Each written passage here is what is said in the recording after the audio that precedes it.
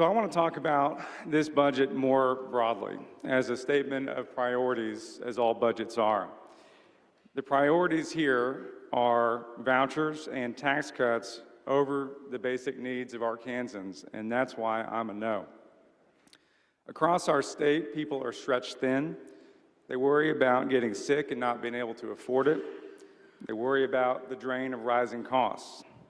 We're here to work for those families. Healthcare is one of the things we do down here that most affects people's lives. And the healthcare situation right now is dire. If you're on the individual insurance market, premiums rose by 22% on average this year, and out-of-pocket costs doubled. If you're on Medicaid, too many providers simply won't take your insurance, forcing you into a long drive or skipping care. Speaking of long drives, many of our expecting moms can expect to drive a long, nerve-wracking road to give birth, one in which we must hope nothing out of the ordinary happens, because 8 Arkansas hospitals have shuttered their labor and delivery units since 2020, leaving 43 out of our 75 counties with 0 labor and delivery units. We say the system is broken, and it is, but it's not broken by accident. It reflects the choices we make in moments like this. Medicaid reimburses providers for their services at such a low rate that it's hard for them to stay afloat.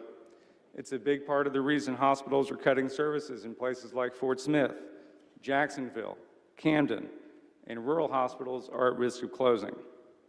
We have the power to address Medicaid in this budget. Reimbursement rates need to be revised upward and fast. That would improve access to care for hundreds of thousands of Arkansans, put pressure on private insurers to raise their reimbursement rates, and go a long way to keep hospitals from closing. DHS doesn't need a new law to raise rates. They just need the funding in this budget to deliver the rates that their own analysis tells them is needed.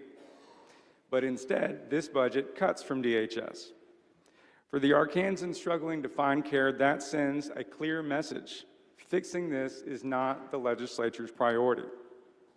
The same message is being heard by families with loved ones with significant intellectual and developmental disabilities who reside at our human development centers.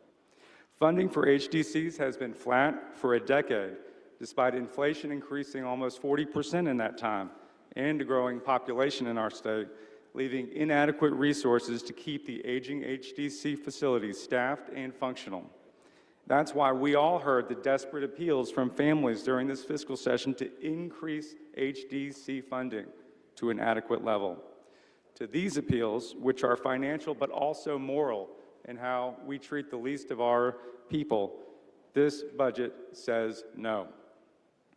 Also rejected in this budget, help for farmers facing an unprecedented crisis, funds necessary to administer the SNAP program, and access to child care for families who are on a 3,000 deep waiting list and are being forced out of the workforce despite wanting to work because we, the state, can't get our act together.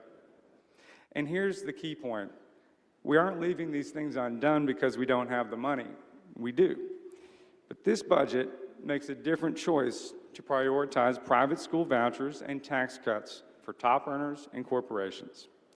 Vouchers are where most of the new money in this budget is going. The vouchers go to mostly well-off families whose children were already in private school. As for the homeschool and micro-school side, the oversight is not there to prevent abuse. The state is giving people a $7,000 inducement to take their kids out of school, with no testing to keep track of whether those kids are learning. What are we doing?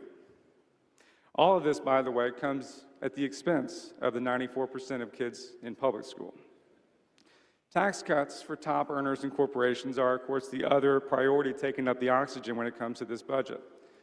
The governor told us that if we held the line, in other words, if we rejected things that helped Arkansans deal with rising costs, then we'd get the promised tax cuts. We duly complied. She also emphasized that the B category of this budget is really on the chopping block this year. That means things like career education, behavioral health, ag, economic development, and services for the blind are facing real cuts to make room for this tax bill. Some of you will say you might not like the vouchers, or at least the way it's done, but you do like tax cuts. And I do too, sometimes, but it depends on the tax cut. This one has a very modest benefit for the average working Arkansan, maybe around 50 bucks. That's actually less than the $75 in the property tax bill that we just passed. And we have to consider the broader consequences. As we reduce our income tax rate, we become more reliant on our already high sales tax, which shifts the tax burden further onto the poor. And when government breaks because of inadequate funding, hospitals closing, the social safety net fraying, farms going under, parks and police on the chopping block, not only does that hurt people who interact with government, which is everybody, but it makes the state as a whole less attractive. Job creators don't want to move to a state with a broken government. I support targeted tax cuts that help working people, but I'm against one that hurts the people we're supposed to represent. I'll close with this. I'm not trying to convince anyone of anything. I'm giving my reasons. Many of y'all will support the RSA. Many of y'all are opposed for totally different reasons. And there's a lot to consider in this. It's the whole budget. All we can do is evaluate each bill on its merits and vote what we think is right. And to me, this budget is not right. Arkansans are underwater and need help. This budget doesn't meet those needs and spends too much on the wrong things. And that's why I'm a no.